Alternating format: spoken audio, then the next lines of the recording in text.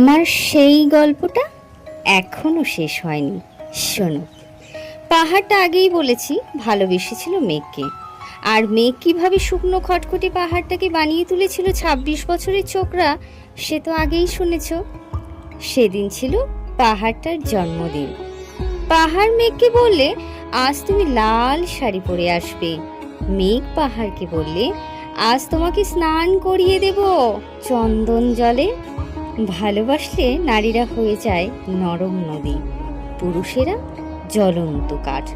সেইভাবেই মেঘ ছিল পাহাড়ের আলিঙ্গনের আগুনে, পাহাড় ছিল মেঘের ঢেউ জলে। হঠাৎ আকাশ জুড়ে বেজে উঠল ঝড়ের জগঝম্প, ঝাঁকড়া চুল উড়িয়ে ছিনতাইয়ের ভঙ্গিতে ছুটে এলো এক ঝাঁক হাওয়া। মেঘের আঁচলে টান মেরে বললে, ওঠ ছুরি, তোর বিয়ে এখনো শেষ হয়নি গল্পটা। বজ্রের সঙ্গে মেঘের বিয়েটা হয়ে গেল ঠিকই, কিন্তু পাহাড়কে সে কোনো দিনই ভুলতে পারল না। বিশ্বাস না হয় তো চিরে দেখতে পারো, পাহাড়টার হাড় পাঁজর ভেতরে থই থই করছে শত ঝর্ণার জল।